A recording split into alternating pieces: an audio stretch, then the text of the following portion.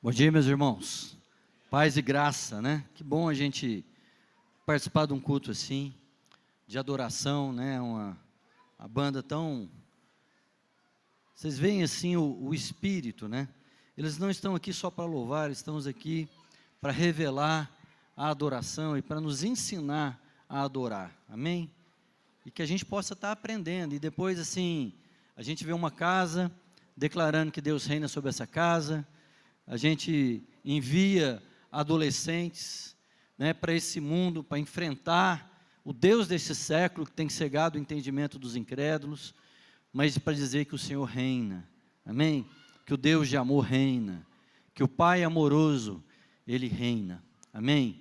E que a gente possa ter os nossos olhos abertos. Eu queria te convidar hoje a você ficar com os ouvidos atentos. Nós não estamos, a gente sempre gosta de dizer isso, nós não estamos em mais um momento normal, comum, mais um encontro. Esse é um convite. Lá em Jeremias,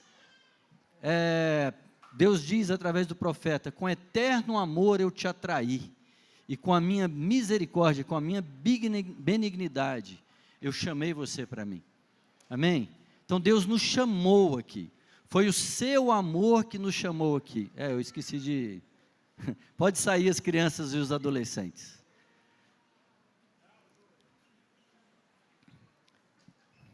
Eu tinha que dar um outro aviso aqui, que eu acho que eu esqueci qual era, espera aí.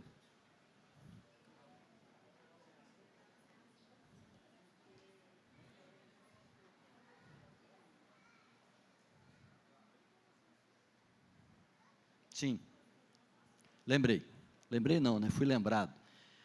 A gente está com alguns livros dessa série de Neemias, escritos pelos Hernandes Dias Lopes, para vender ali de fora, tá? Está a preço de custo.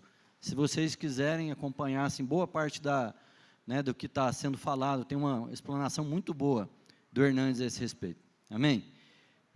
Mas eu queria te lembrar, queridos, eu queria te lembrar, queridos, que esse é um momento onde Deus atrai a gente aqui, e como eu disse para vocês no momento que vocês estavam orando, e a virtude que passa através de nós, Deus é maravilhoso, Deus tem um modus operandi.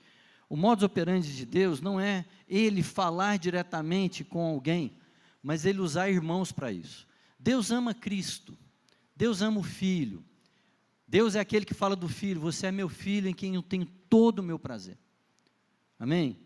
E Ele ama tudo aquilo que o Filho é, e que o Filho representa, e o Filho é um sacerdote, o Filho é sumo sacerdote. Sabe o que é o sumo sacerdote? Aquele que entrava na presença da Arca da Aliança, do Rei dos Reis, para representar os irmãos, para levar o nome dos irmãos. Quando o sumo sacerdote chegava, na tenda do encontro, lá no Santo dos Santos, a primeira coisa que chegava era uma placa de ouro, que tinha 12 pedras preciosas, e cada uma dessas pedras tinha o nome de uma das tribos de Israel.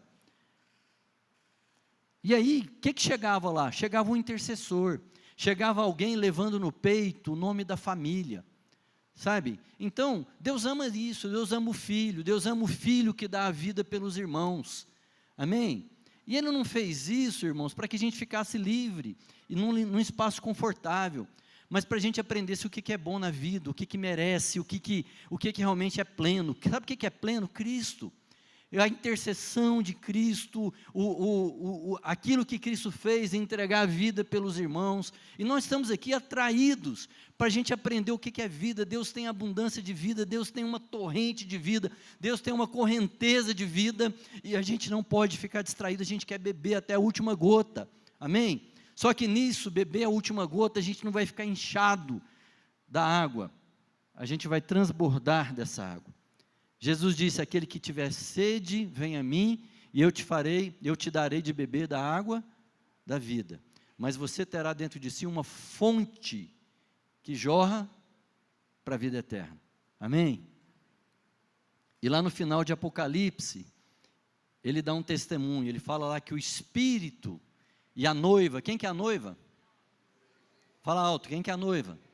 A igreja. Sabe qual que é o testemunho que eles dizem?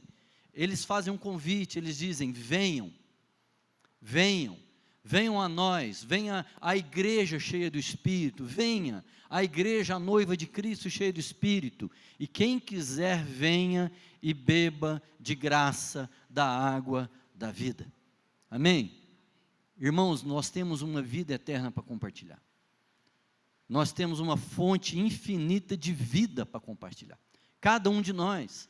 E a virtude que passa por nós e abençoa, nos abençoa em abençoar. Vocês estão entendendo isso? Nós somos abençoados ao abençoar. Esse é o segredo da vida cristã. E tudo que a gente faz aqui em abrir a Bíblia é para aprender os segredos eternos, que vão totalmente contra esse mundo. Nós estamos aqui nessa série para entender, né, Neemias, entender todo o contexto lá do Neemias, um homem que tinha lá todo o conforto. A gente ouviu com o Marcão, um homem que tinha todo o conforto, vivia lá como se fosse lá o assessor lá do Trump hoje, né, falava com o imperador do mundo, e alguém que estava com a vida resolvida, mas ele se levantou em favor de seus irmãos. Ele saiu do conforto do palácio para as ruínas de Jerusalém, porque ele não estava satisfeito em ver os seus irmãos vivendo nas ruínas. Qual que é o paralelo disso para nós hoje? O paralelo é a gente ver gente, nossos irmãos e irmãs, cheirando uma carreira, rodando bolsa nas esquinas, se prostituindo para poder ganhar dinheiro, fazendo negócios escusos, pensando que nisso está a felicidade. E esse aqui é um palácio, que a gente tem que sair daqui, muitas vezes, para ir lá, e tirar nossos irmãos das ruínas. Vocês estão entendendo, queridos? Hoje nós vamos falar sobre um líder que enfrenta oposição. E ao fazer isso, nós vamos enfrentar muita oposição. Amém? Amém quer dizer assim seja. É isso que você quer falar mesmo? Nós vamos enfrentar muita oposição. Amém? Nós vamos, porque não tem jeito. Não tem jeito. Mas o que a gente sabe também é que Deus está conosco. A história de Israel foi cheia de inimigos, queridos.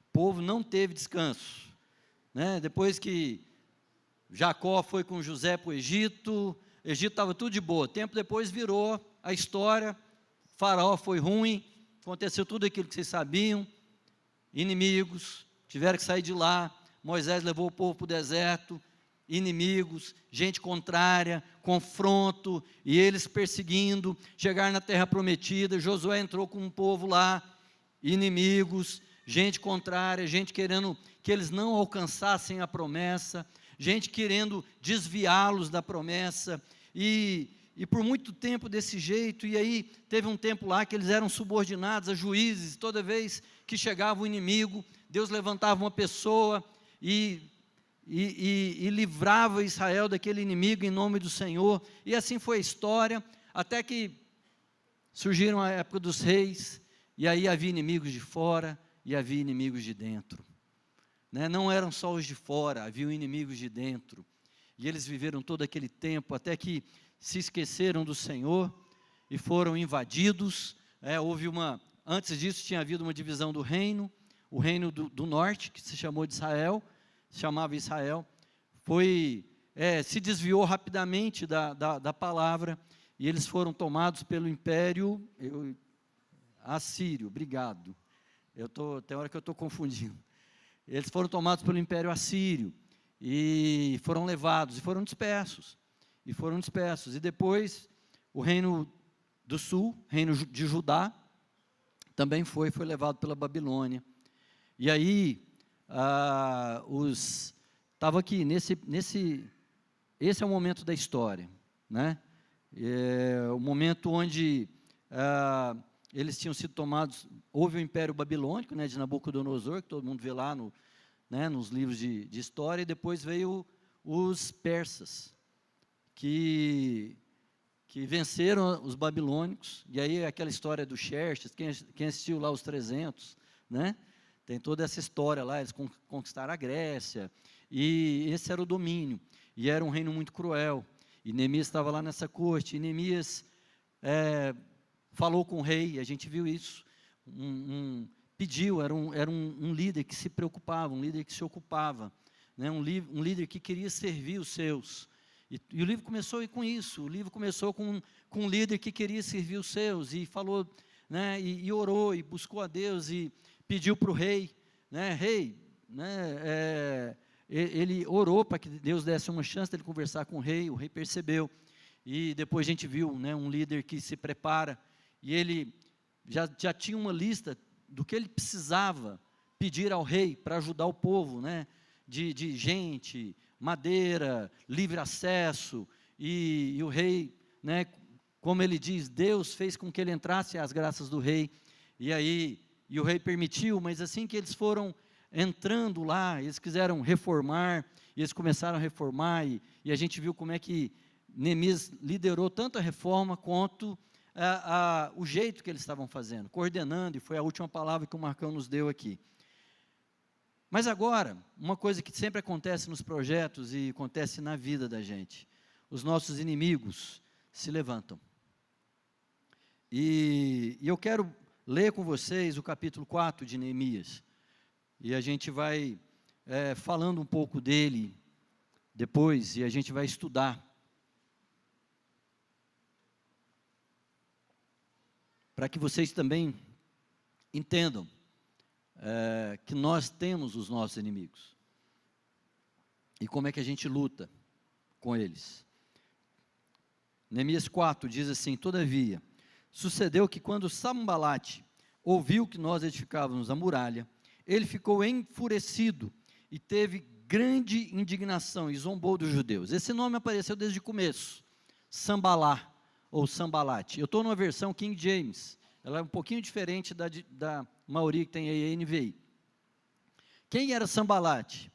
Sambalate era um governador colocado lá pelo governo, né, pelo Império Persa, e ele dominava a parte mais norte ali de Israel, e pegava inclusive Samaria. Ele era um samaritano, sob domínio persa. O que era o samaritano, irmãos?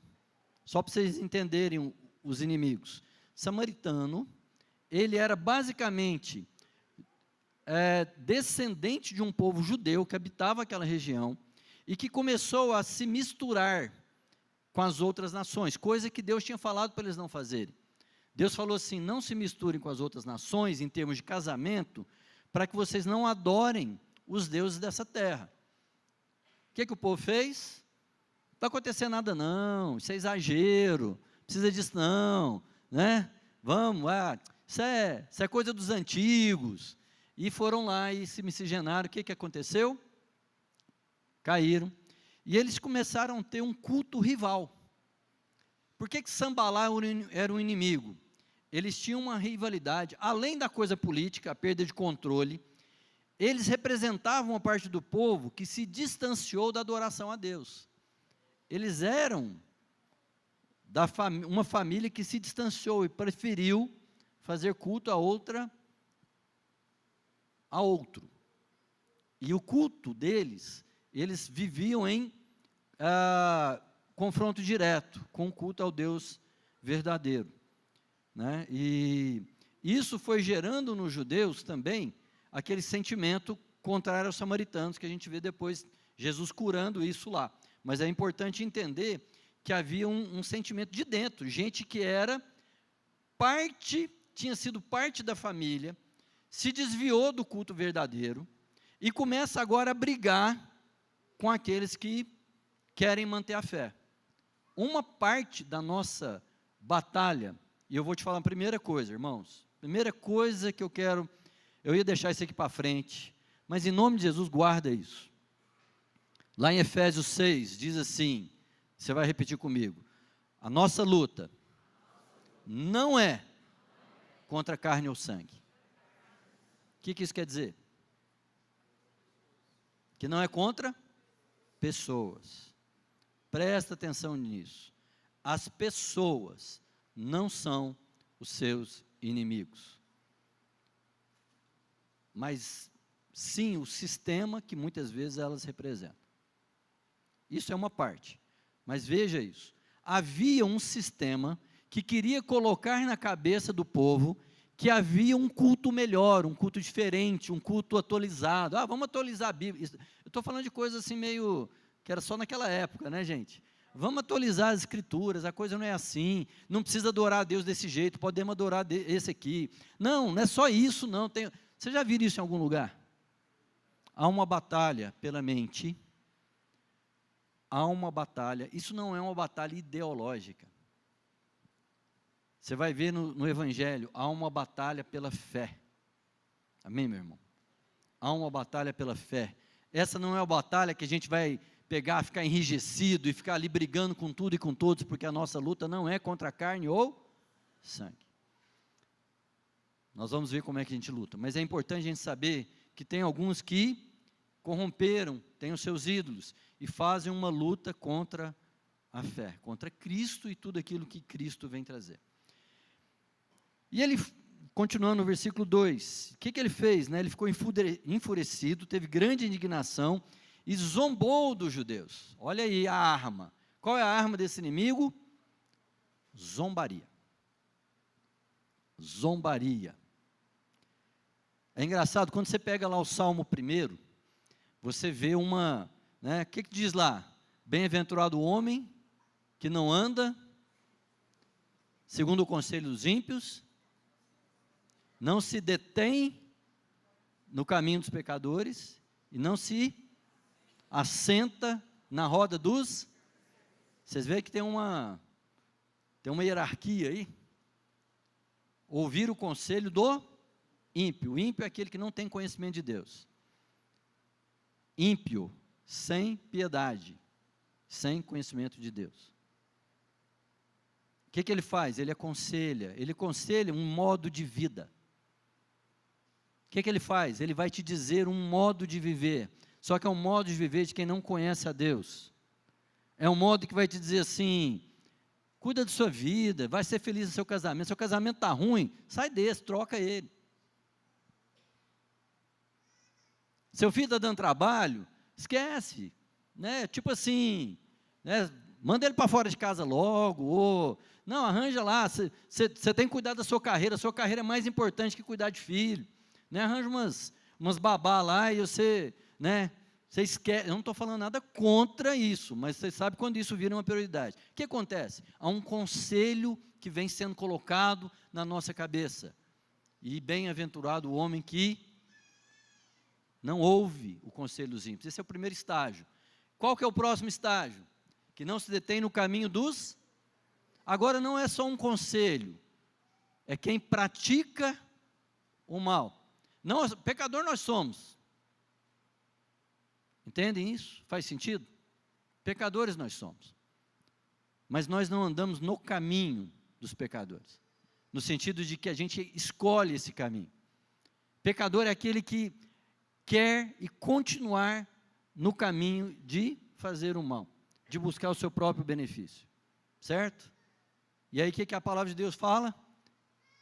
Para você não fazer, não se deter, não anda nesse caminho, não segue esse caminho. O primeiro passo é quando a gente começa a ouvir os conselhos desse mundo.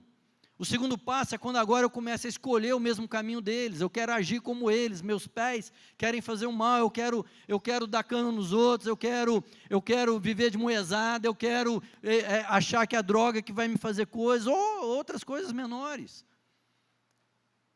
que às vezes a gente não acha que são tão significativas.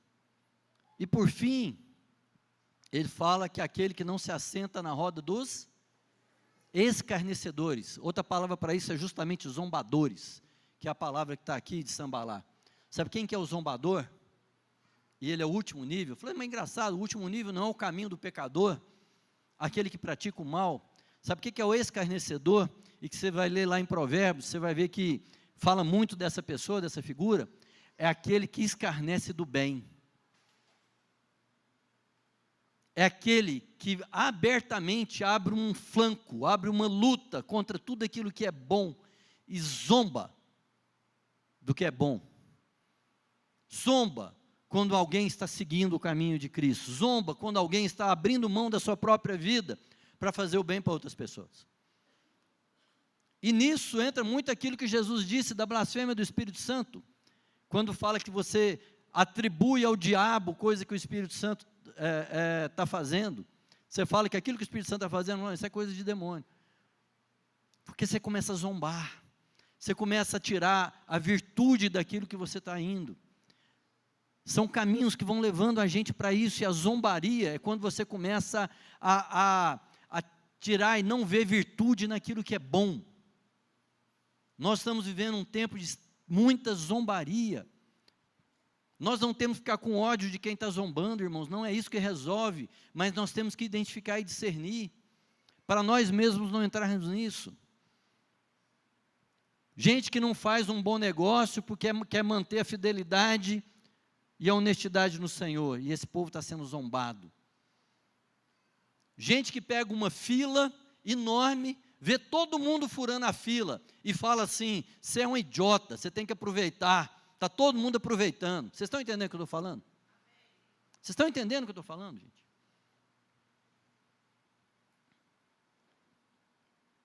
A coisa vai crescendo, o diabo vai provocando pequenos desvios, pequenos deslizes, e quando a gente menos vê, nós somos o povo de dentro, que está zombando, está chamando aquilo que é santo de profano. E Sambalate era desses, zombaria dos judeus. E ele falou diante dos seus irmãos do deserto de Samaria. E eu fico pensando aqui, gente, olha a estratégia de Neemias. Como é que ele ficou sabendo disso? Porque aqui é uma coisa que eles diziam lá entre eles, lá dos inimigos. Eu não sei a resposta, se alguém souber, mas eu imagino que ele devia ter ouvidos por ali. E ele falou diante dos seus irmãos do deserto de Samaria e disse: o que fazem esses fracos judeus? Fortificar-se-ão, sacrificarão, acabarão eles a obra em um dia, reavivarão as pedras dos montes de entulho que estão queimadas. Ora, nós vamos voltar mais aqui, mas vamos seguindo com o texto. Ora, Tobias, o amonita, estava junto a ele, e disse: mesmo que eles edifiquem, se uma raposa subir contra eles, ele porá abaixo a sua muralha de pedra. Em outra versão diz que basta uma raposa encostar que o muro cai. Raposinha petitinha, quer dizer, desfazendo da propriedade, desfazendo assim da excelência do trabalho, dizendo assim, o que vocês estão fazendo vai dar em nada. Amonita, e aqui diz depois os amonitas eram um povo descendente de Amon. Esse cara era oficial governador da província persa, também de Amon, que tinha uma questão política, mas eles tinham uma inimizade com Israel, já lá desde da saída do Egito. Tanto é que Deus, em um instante lá em Deuteronômios, Deus proibiu o povo de Israel de fazer aliança com eles. Tal era a violência, tal era o coração deles contra o povo de Israel.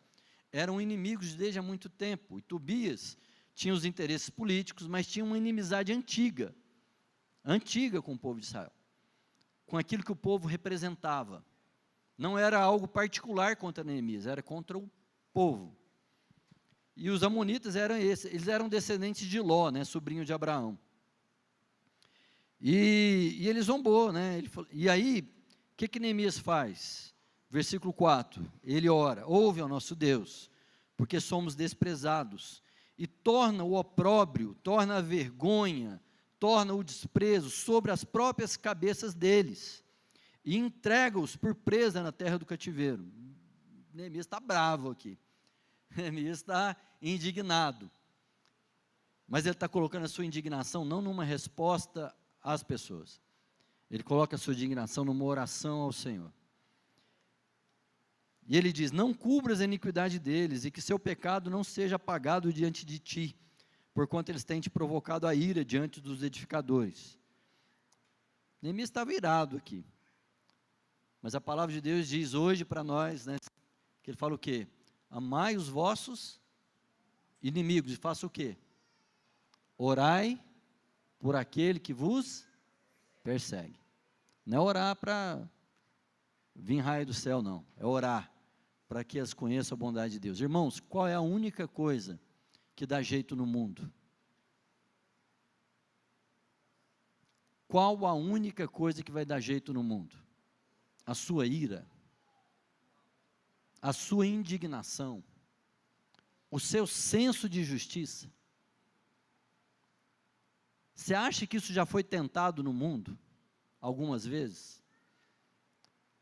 Você acha que alguém já tentou achar redenção, tentando acabar com seus inimigos, fazendo uma guerra santa e eliminar todos aqueles que não pensam como ele? Isso funcionou já alguma vez na história? Não. O que funcionou como instrumento de redenção? Qual a única história de redenção, de mudar a vida, de trazer paz, de trazer virtude, de trazer alegria e trazer vida na história? Qual foi? A cruz. A cruz foi o único instrumento de redenção. A cruz acabou com a inimizade. Lá em Efésios 2 diz, ele destruiu os muros de inimizade que havia entre os povos. A sua indignação, a minha indignação não tem poder redentivo, não tem poder curador. A sua indignação não coloca as coisas no lugar. A sua falta de perdão não salva, nem sara, nem a sua relação, nem a de ninguém. Sabe o que salva? A cruz. O lugar onde alguém dá a vida pelos seus irmãos e diz, Pai, perdoa-lhes, como a gente ouviu César, Pai, perdoa-lhes, porque eles não sabem o que fazem. Amém, meus irmãos? E aí, Neemias colocou a sua indignação diante de Deus, e continuou no versículo 6, assim nós edificamos a muralha, e toda a muralha se completou até a metade, porque o povo tinha mente para o trabalho. Em outras versões diz aí que o povo estava dedicado para o trabalho. Porém sucedeu que quando Sambalate, Tobias e os árabes, eternos inimigos, árabes que eram lá, vieram de uma semente que não era mais de Abraão, mas tinha também, e eles eram representados por Gesem, esse nome aparece, que era governador também de uma província árabe sob domínio persa. O que acontecia? Esse cara tinha controle comercial sobre rotas de caravanas, que passava por Judá, e a restauração de Jerusalém ameaçava o monopólio econômico e militar. Eles eram inimigos históricos, e depois ele vai falar aqui dos asdoditas. Asdoditas eram os filisteus, que vocês conhecem na história, o tanto que foram inimigos de Israel por muito tempo. E também, qual que era o problema dos asdoditas com a reconstrução de Jerusalém? Comércio. Comércio. Porque o fortalecimento de Jerusalém ia afetar o equilíbrio ali regional, ia afetar o acesso dele às caravanas. Irmãos, o crescimento da fé cristã atrapalha muito o comércio. Comércio é pecado? Não. Comercializar tudo é. Ter um coração de barganha e achar que a vida toda é sempre uma negociação é um pecado. Isso vai gerando inimigos dentro de nós. Gente que não vai deixar porque eles têm interesses comerciais. Presta atenção no seu coração. Presta atenção no seu coração. Quando os seus interesses comerciais começam a ser maiores do que o amor seu pelos irmãos. Quando às vezes a gente usa da amizade com os irmãos para chamar alguém para fazer um serviço com a gente, mas a gente prende o cara naquele serviço eternamente, porque às vezes o que mais importa é que aquele irmão vai te pagar do que a vida dele mesmo. E aí a gente fica prendendo as pessoas pelo comércio, e as pessoas começam a ser uma fonte de ganho. Isso é pecado. Isso gera inimigos internos e externos. Externamente, muita gente não quer que a fé cristã cresça, porque a fé cristã pode ser o fim das betes. Deveria. Amém, meu irmão? Se você está aí mexido com esse negócio de bete, sai dessa em nome de Jesus Cristo.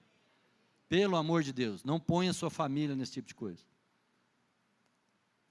Isso é um ídolo. Amém, meu irmão? Cuidado com os comércios. Muita gente é enganada, porque tem muito enganador, mas tem muita gente que é ambiciosa.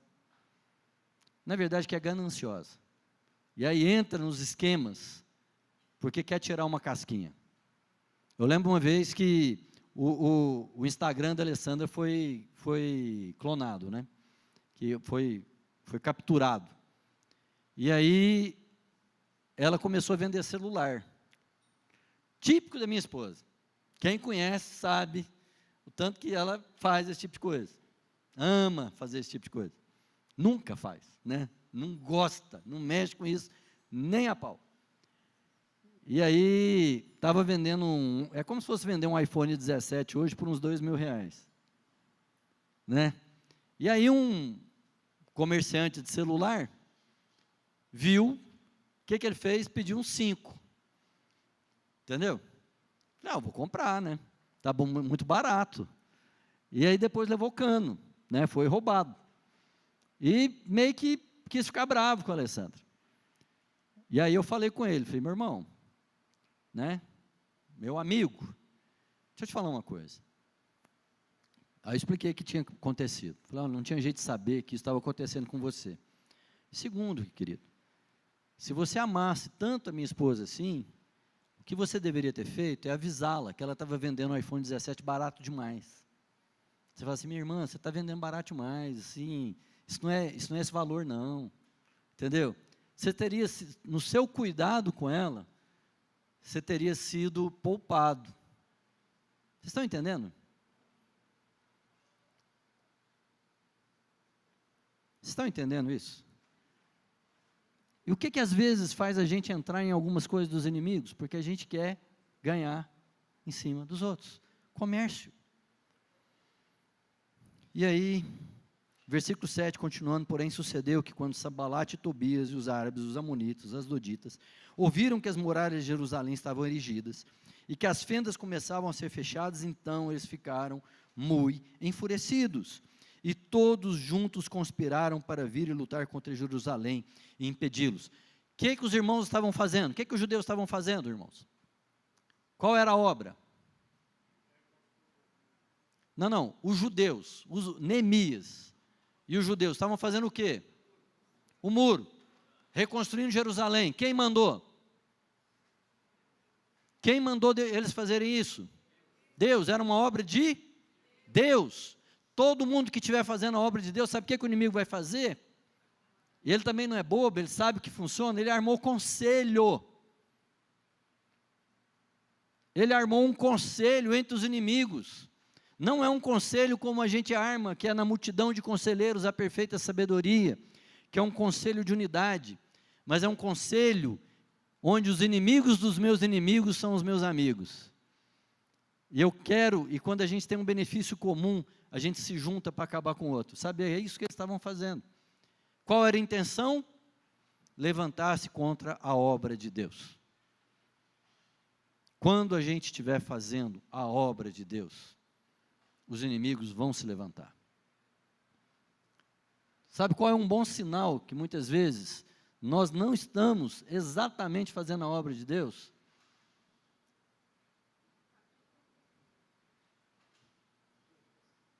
Sabe qual é?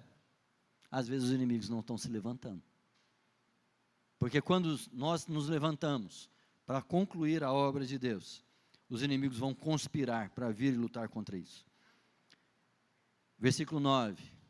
Todavia, nós fizemos a nossa oração ao nosso Deus e posicionamos um guarda contra eles, dia e noite, por sua causa, por causa deles.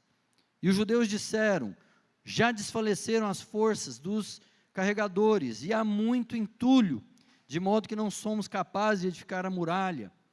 E alguns nossos adversários disseram: eles não saberão, nem verão, até que entremos no seu meio, e os matemos, e os façamos cessar a obra. E alguns judeus que estavam lá perto dos nossos adversários, ouviram deles, nos disseram várias vezes, 10 vezes, de todos os lugares eles tornarão contra nós. Vários conselhos dos inimigos, vários ataques, nós vamos pegar vocês, e vem medo, e vem angústia, e vem gente de dentro dizendo: nossa, eles vão vir contra a gente, e entra em desespero, o que nós vamos fazer? E a gente ouve os caras dizendo: nós vamos entrar aí, onde vocês nem perceberem, nós vamos fazer o mal contra vocês. Pensa a angústia de Neemias como responsável, pensa a angústia de um pai de família, quando vê essas coisas acontecerem, pensa num líder, pensa em alguém que tem um trabalho, pensa em alguém de uma empresa, pensa num chefe, que assume e percebe porque essas notícias ruins vêm contra ele. Mas o que ele disse? Ele orou. Ele foi orar. Mas ele orou e usou da estratégia que Deus deu a ele. Amém, queridos? Porque Deus não nos deu o espírito de covardia, mas nos deu o espírito de temor, ousadia, temor de Deus, que tem a ver com conhecimento, ousadia e liberdade. Amém? Deus nos deu o espírito de inteligência. O homem não pode ter coisa alguma se do céu não lhe for dada. Quem que deu estratégia? Deus. Quem que deu inteligência? Deus. Quem deu capacidade? Deus. Você sabe falar inglês? Deus te deu. Você é bom para fazer amigos? Deus te deu. E Deus deu para que a gente possa cumprir a obra que Ele colocou para a gente fazer. O que Ele fez? Eu pus nos lugares mais baixos, atrás da muralha, e nos lugares mais altos, o povo segundo as suas famílias, com as suas espadas, com as suas lanças e os seus arcos. E eu olhava, eu me levantava e dizia aos nobres, aos governantes, ao restante do povo: olha o líder. O que ele diz? Não os temais. Por quê? Porque nós somos mais fortes? Porque nós somos inteligentes? Porque a gente tem capacidade? Não. Lembrai-vos do Senhor, que é grande e terrível, e Ele luta pelos vossos irmãos, vossos filhos e vossas filhas. E sucedeu que quando os nossos inimigos ouviram que isso era sabido por nós, e que Deus havia transformado o conselho deles em nada, todos nós retornamos à muralha, cada um para o seu trabalho. E sucedeu que daquele tempo em diante, metade dos meus servos trabalhava na obra, a outra metade deles tinha as lanças, os escudos, os arcos e as couraças. E os governantes estavam por trás de toda a casa de Judá. Aqueles que edificavam sobre a muralha, e aqueles que levavam as cargas, com aqueles que carregavam, cada um com uma das mãos trabalhava, e com a outra mão segurava uma arma. Porque os edificadores, cada um tinha sua espada cingindo ao seu lado, e assim edificavam. Então eles trabalhavam, mas tinha a espada do lado dele. Eles estavam sempre atentos. E eu disse aos nobres, aos governantes e ao restante do povo: a obra é grande e extensa, e nós estamos separados sobre a muralha, um longe do outro. Portanto, no lugar em que ouvir o som da trombeta, correi ali até nós, e o nosso Deus lutará por nós. Assim trabalhávamos na obra, e metade deles segurava as lanças, desde o levantar da manhã, até que as estrelas aparecessem. De modo semelhante, naquele tempo eu disse ao povo, que cada um com o seu servo, se aloje na parte interna de Jerusalém, porque era comum o povo ficar do lado de fora da cidade, para que à noite eles possam ser uma guarda para nós, e trabalhem de dia. Nem de noite o povo parava. Eles tinham que ficar ali perto dos muros, e de noite eles dormiam, é tipo assim, dormia com o olho e ficava com o outro aberto, sabe? E versículo 23, assim nem eu, nem os meus irmãos, nem os meus servos, nem os homens da guarda que me seguiam, nenhum de nós tirava suas vestes,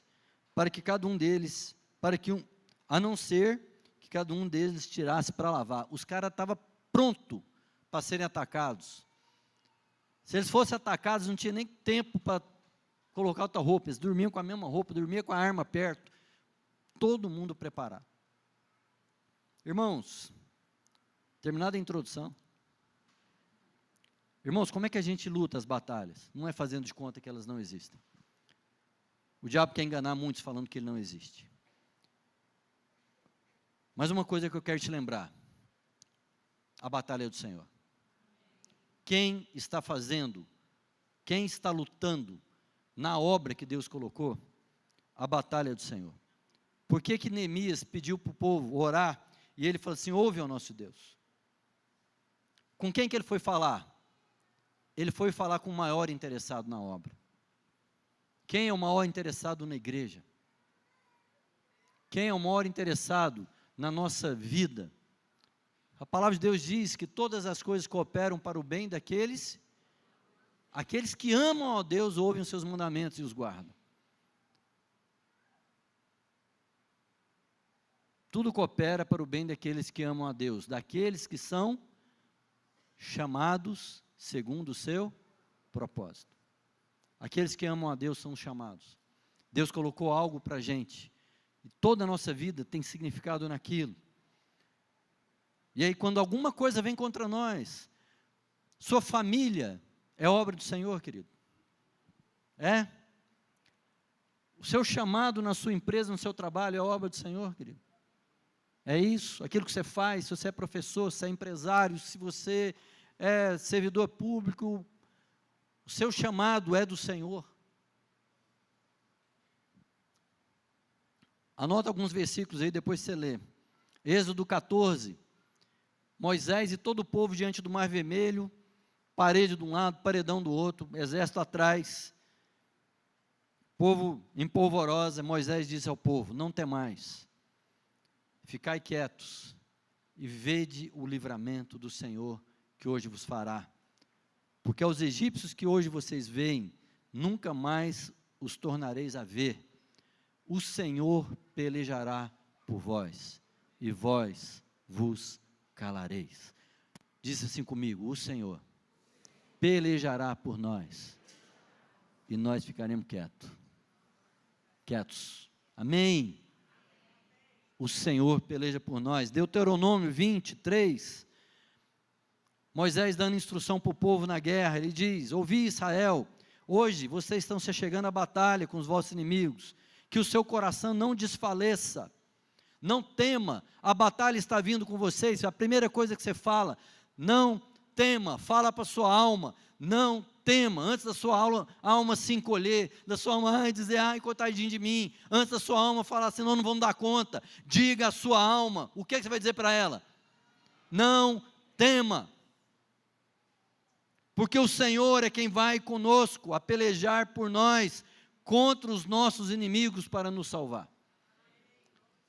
Muitas das batalhas que nós enfrentamos, são porque às vezes nós não estamos dizendo para a nossa alma,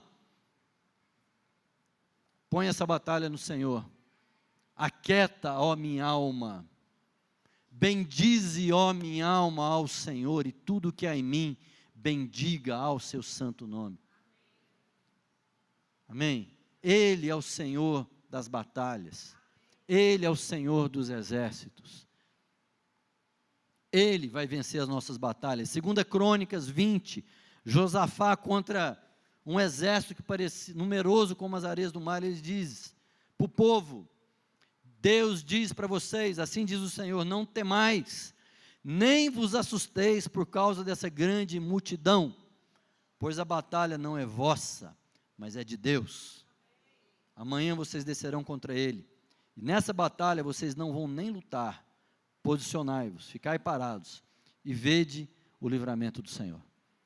O que Neemias fez? Orou ao Deus das batalhas, colocou todas as coisas diante da batalha, ele falou para a vossa alma, não temam gente, não tema, levanta os olhos ao Senhor, dele é a batalha pertence ao, fala isso comigo, a batalha pertence ao Senhor, amém? Então não tema, diz isso para a sua alma, não tema. E sabe o que eles foram fazer? Depois de orar? Sabe o que eles foram fazer? Trabalhar. Vocês acham que eles foram lá perguntar assim, quem está falando isso contra mim? Quem está fazendo isso? Espera aí, que eu vou lá tirar satisfação. Ninguém aqui faz isso. Não é verdade? Ninguém vai lá ficar assim, espera aí, que eu sou o... Sabe o que eles foram fazer? Continuaram a vida naquilo que Deus mandou fazer. Continuar trabalhando. Não for reagir, não for lutar contra. Igual Jesus, lembra lá, Jesus sendo afligido, e ele foi como uma ovelha muda perante os seus tosqueadores. Amém? O Espírito vai te dizer, porque teve muitas vezes que Deus falou assim, agora você levanta, você rodeia os seus inimigos, você vai atacá-los. Amém? Há um tempo para todas essas coisas. Mas eu quero só falar uma coisa para vocês. Na minha versão aqui no versículo 6, fala assim, nós continuamos a trabalhar, e toda a muralha se completou até metade, porque o povo estava dedicado para o trabalho. A minha versão diz assim, o povo tinha a mente para o trabalho. Vocês perceberam que apesar de a gente estar falando da oposição aqui, não rolou uma flecha nesse capítulo todo? Vocês perceberam que não rolou um ataque? Que não teve nenhuma confusão assim de guerra de fato? Vocês perceberam que aqui foi tudo uma batalha de medo, ameaça, desânimo, desencorajamento. Perceberam isso? A batalha do diabo é pela mente. Eu quero te dizer, a luta do diabo é pela mente dos homens. Se você é nascido em Cristo Jesus, se você é alguém que Cristo tocou, e você nasceu como uma nova criatura, 1 João 4 diz assim, a seu respeito, aquele que é nascido de Cristo, maligno não lhe toca. Não quer dizer que não fica buzinando aqui na sua orelha, e fica te cirandando, não. Mas diz que o maligno não lhe toca. Toda a batalha é pela sua mente. Porque o espírito está pronto. Você é uma nova criatura. E Paulo diz isso. Paulo diz que a batalha está na mente. Romanos 12, 2, o que diz lá? Não vos conformeis com este mundo, não vos conformeis com este século, não assumam os cuidados deste mundo, não assumam os pensamentos deste mundo, não assumam as estratégias deste mundo, não assumam as vozes desse mundo, não assumam o sistema desse mundo, não tome a forma, não vos conformeis com este mundo, mas transformai-vos pela renovação da vossa mente,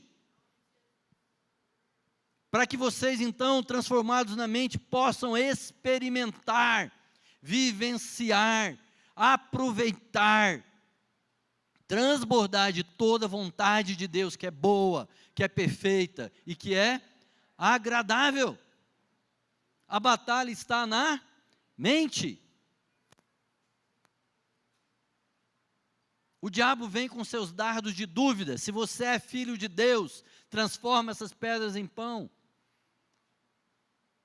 E a gente vem com as certezas. Eu sou filho de Deus. E nem só de pão viverá o homem, mas da palavra que procede da boca do Senhor. Amém, meu querido? A palavra na boca. Porque a palavra enche a nossa mente, guarda a mente e o coração. A lei do Senhor é perfeita, ela restaura a nossa alma. Dá sabedoria aos simples. A transformação espiritual acontece pela mente. O diabo, presta atenção, querido, o diabo quer fazer a gente se conformar ao padrão desse mundo. O mundo jaz no maligno. Mas Jesus disse, Pai, não peço que os tire do mundo, mas que os livre do mal. Amém? Porque a nossa obra é nesse mundo. para trazer esse mundo, as pessoas que estão no mundo. O mundo não tem jeito, nós não vamos converter o sistema, mas nós vamos arrancar os pecadores que estão debaixo do sistema das mãos do diabo. Amém, meu irmão? 2 Coríntios 10, vai anotando, 2 Coríntios 10, não vou nem falar o versículo, para você ler o capítulo inteiro, para você achar onde é que está. Ele diz assim, porque embora andando na carne, vivendo na carne, nós não lutamos segundo a nossa carne, porque as nossas armas, as armas da nossa luta não são carnais, mas elas são poderosas em Deus para destruir fortalezas. As nossas armas não são as armas que esse mundo luta, não são com as astúcias, não são com as mentiras, não são com as manipulações, não são com as indignações, não são com as iras, não são com os esquemas, não são com as intrigas. As nossas armas não são carnais, mas são espirituais, e essas armas espirituais são poderosas em Deus, para destruir fortalezas. Quais fortalezas? Destruindo raciocínios, ou imaginações, ou pensamentos, e toda altivez que se levanta contra o conhecimento de Deus, levando cativo todo pensamento à obediência de Cristo. Qual é a batalha? Levar cativo todo pensamento à obediência de Cristo, porque nele estão ocultos todos os tesouros da sabedoria e da ciência. E por fim, Efésios diz, revestivos de toda a armadura de Deus, para poder estar firmes contra as astutas ciladas do diabo. Tomai também o capacete da salvação e a espada do Espírito. Eu não vou falar da armadura inteira, mas a capacete é para proteger o quê? A mente. E a espada? A palavra. Amém, meu irmão? Esses 3 textos falam de 3 inimigos. O mundo, não vos conformeis com este mundo. Esse último fala do quê? Do diabo, para a gente ficar firme contra as astutas armas do diabo. E o texto de Coríntios fala do quê? Que nós não lutamos segundo a nossa carne. São os 3 inimigos do cristão. O mundo, esse sistema mundial, que não tem narrativa neutra. Toda ela é para colocar dúvida na fé e te afastar. O Deus deste século cegou o entendimento dos incrédulos. Está entendendo, meu irmão? O mundo não vai te levar para perto de Cristo, portanto, não vai te levar para a vida e para aquilo que é bom. O diabo não quer o seu bem. Hoje o diabo anda numa doutrinação aí de que ele é necessário, que precisa de equilíbrio, que ele não é tão ruim assim, e tem gente caindo nessa, entendeu? E fazendo negócio com o diabo. Não, irmãos, o diabo é o nosso inimigo. Como é que a gente batalha contra o diabo? Com o capacete da salvação, com a couraça da justiça, com a espada do Espírito, tendo a palavra de Deus na boca. Amém? E a carne? Como é que a gente luta contra a carne? A nossa carne, já que a nossa luta não é contra a carne ou sangue, ele está falando da carne ou sangue dos outros, amém? Ele está falando contra a carne ou sangue dos outros, amém? Negativo, ele está falando contra a nossa também. Ele não explicitou ali. Eu não luto contra a minha carne. Quem luta? Gálatas 5. Porque o espírito luta contra a carne, e a carne luta contra o espírito, de forma que a gente não faça aquilo que a gente quer fazer. Então, quem luta contra a carne? O que eu tenho que fazer para vencer a carne? Ser cheio do Espírito Santo. Como é que eu sou cheio do Espírito Santo?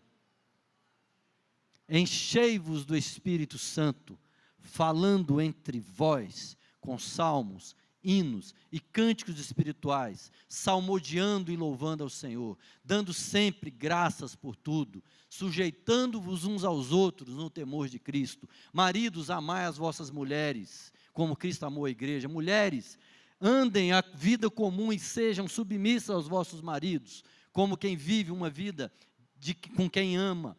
Filhos, honrem seus pais. Pais, não provoquem a ira os seus filhos. Patrões, vivam de modo justo com seus empregados. Empregados, sirvam de coração como sendo o Senhor. Sabe como que a gente enche do Espírito? Sendo Cristo em todos os ambientes da vida. Enchendo de Cristo, enchendo da palavra. Sabe o que? Continua a trabalhar aquilo que Deus falou para você trabalhar. Eu falei que há muito conselho, eu falei do conselho, falei das ciladas. Olhos no Senhor o tempo todo, querido. Olhos no Senhor. Ninguém dava bobeira. Fala para o seu irmão aí, ninguém dava bobeira. Preparados o tempo todo, viu? Dormiam de roupa pronto para a batalha. Jesus disse, vigiai e orai, para que não entreis em tentação. O espírito está pronto, mas a carne é? Vigiem e orem. Orem e vigiem. Meditem na palavra e orem. Estejam junto com os irmãos e orem. Encham da palavra e orem. Nós temos sido uma igreja que ora pouco, meu irmão. Orem. Orem. Bendito é o Deus e Pai de nosso Senhor Jesus Cristo, que não nos rejeita a oração e nem afasta de nós a sua graça. E por fim, uma última coisa que eu quero dizer para vocês. Acho que eu pulei aqui. Bem, quando ele diz lá no verso, não estou achando aqui, dos entulhos, verso 10. E Judá disse, já desfaleceram as forças dos carregadores e há muito entulho, de modo que não somos capazes de edificar a muralha. E aí os adversários disseram, eles não saberão e nem verão, até que entremos em seu meio. Eles estavam usando os entulhos como medo, para colocar medo. Falaram assim, tem tanto entulho que a gente entra, vocês nem vão ver. Né? Tem tanta coisa aí que vai atrapalhar isso, né? Que não vai deixar vocês perceberem, a gente vai poder armar emboscadas, armar ciladas, né? O que é o entulho, irmão? Para a gente finalizar, o que é o entulho? Defina para mim, o que é o entulho de uma construção? Ou o entulho de uma reforma? Hã? Que é essa que não usou. Mas você concorda que pode ser a parede que estava lá e eu tirei do lugar? Lembra que no começo você falou que tinha as pedras queimadas, que não servia para nada? O entulho era muro antigo. Pedra estava quebrada. Entulho já foi muro. Entulho já foi proteção. Entulho já foi obra de Deus. Entulho já foi um momento com Deus. Entulho já foi uma palavra que Deus me deu. Entulho já foi uma bênção para um tempo atrás que Deus me deu. Que era para aquele tempo, mas não é mais. Você lembra do maná no deserto? Lembra do maná? O que o povo tinha que fazer? Pegar o maná todo dia, porque não servia para o dia seguinte. O que acontecia no dia seguinte? Dava bicho. A vida com Deus é uma vida de novidade de vida. Deus é um Deus de novidade de vida. Deus toda manhã renova sobre nós a sua graça, a sua misericórdia, para não sermos consumidos. Toda manhã. Em Isaías 43, ele diz assim, 43, versículos 18 e 19, esqueçam o que se foi, não vivam no passado, vejam, estou fazendo uma coisa nova, ela já está surgindo, vocês não o percebem, até no deserto vou abrir um caminho e riachos no ermo. Ele está profetizando de Cristo, ele está profetizando da coisa nova, que não faz mais a gente viver naquilo que é antigo. Mas é aquele que nos liberta. Se o Filho vos libertar, verdadeiramente sereis livres. Livres de quem? Livres do mundo, livres do diabo, livres da nossa própria carne, livres da nossa própria vontade, que luta contra nós. Mas irmãos, entulho é coisa que um dia já foi boa, mas hoje não é mais. Eu não estou falando de princípios que sempre são bons. Eu não estou falando de coisas que Deus nos ensina que a gente vai carregar. Não estou falando de, às vezes, de algumas tradições, alguns aprendizados que a gente traz dos pais. Não estou falando disso, porque são coisas eternas. São princípios de eternidade. Mas teve vezes que Deus falou assim para o pessoal, sai daqui e vai para lá. E o povo foi.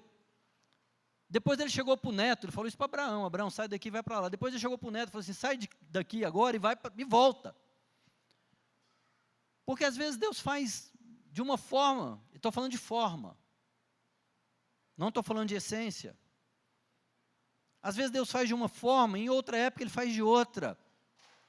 E a gente começa a se apegar. Gente, quem tem testemunho de vida, quem tem testemunho do que Deus falou contigo, quem teve testemunho de algo que Deus fez com a sua vida, dessa semana, de hoje, quem tem testemunho de alguém que viu a luz de Cristo através da sua vida, essa semana, quem tem testemunho de algo que você ouviu da palavra de Deus, ou algo que você viu a pessoa, ou algo que você ajudou alguém, algo que você serviu alguém.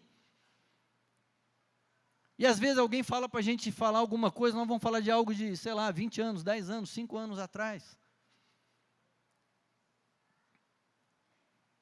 E a gente está vivendo das mesmas coisas, e Deus fala assim, eis que eu coloco um caminho novo no deserto. Não penseis nas coisas antigas. Amém, meu irmão? Deus é o Deus da esperança e do futuro. Amém? Deus é aquele que nos empurra para um caminho novo. Deus é o Deus do crescimento. Eu plantei, diz Paulo, Apolo regou, mas Deus é quem dá o crescimento. Deus é um Deus de crescimento, Deus é um Deus de avanço. Não avanço para as nossas conquistas, mas avanço naquilo que é a obra de Deus. Em nome de Jesus, Ele se esqueceu das coisas do passado. Como é que a gente vai lutar contra os inimigos, queridos? Sendo cheio de Deus, cheio da novidade de Deus, cheio do conhecimento de Deus. É um maná do dia, é aquilo que Deus vai falar para nós hoje, é a misericórdia dEle que se renova sobre nós hoje. Amém, meu irmão? E ficando atento, nós não vamos entrar nas guerras do diabo, nós não vamos entrar nas intrigas de todos, nós não vamos entrar nessa, nós vamos continuar trabalhando naquilo que Deus colocou a gente para trabalhar. Se Deus falar para eu lutar e o meu inimigo vier contra nós vamos lutar, nós estamos lá de guarda, colocados de guarda. Mas como é que é guarda? Oração, jejum, palavra. Isso não foi transferido para ninguém. Não era só os nobres, os sacerdotes, não era só o exército. Todos tinham que ficar de guarda. Todos tinham que trabalhar e ficar com as suas espadas prontas. Todos tinham que dormir, entendendo que estavam numa batalha. Meus irmãos, eu quero dizer para vocês, a nossa vida é uma batalha. Se você não prestou atenção até hoje, acorda. Se você andava distraído, acorda. Toda a sua vida é uma batalha pela sua mente, é uma batalha pela vida das pessoas que estão ao seu redor. Vamos nos levantar e entender que há uma forte oposição. Vamos estar nos preparados, vamos orar, vamos buscar a palavra de Deus. Amém, meu irmão? Vamos cuidar uns dos outros, vamos ser cheios do Espírito. E uma coisa que Neemias fez no final, ele falava assim, a gente está construindo esse muro, estamos distantes uns dos outros. Quando alguém tocar a trombeta, todo mundo sai do seu lugar e vai para lá. Não é isso que ele diz? E o que é isso, irmão? Ninguém luta sozinho. Quando você estiver enfrentando uma batalha, toca a trombeta. E toda a família vai se reunir para aquela luta. Amém? É orgulho do coração lutar sozinho. Independência, como a gente ouviu aqui, não é de Deus. Independência é desobediência. Isso não é o caráter do Filho de Deus. Toca a trombeta, em nome de Jesus. Amém? Vamos ficar de pé, vamos orar. Pai, obrigado, Senhor. Obrigado pelo Senhor. Obrigado pelo teu amor, obrigado pelo teu envolvimento, obrigado pela tua aliança, obrigado pelo teu compromisso, Pai. Obrigado, ó Pai, porque quando o Senhor nos chama, o Senhor se envolve, o Senhor se compromete, o Senhor se aliança, o Senhor é um Pai bondoso. Teu Espírito sobre nós é um Espírito, Pai, de proteção, de fortaleza. Nós nos refugiamos, torre forte é o nome do Senhor. Refúgio e fortaleza no tempo de tribulação. Oh Deus, o Senhor é o Deus que nos envolve, Pai.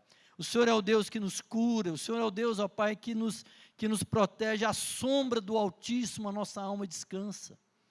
Debaixo, Pai, das asas do Deus Todo-Poderoso, Senhor.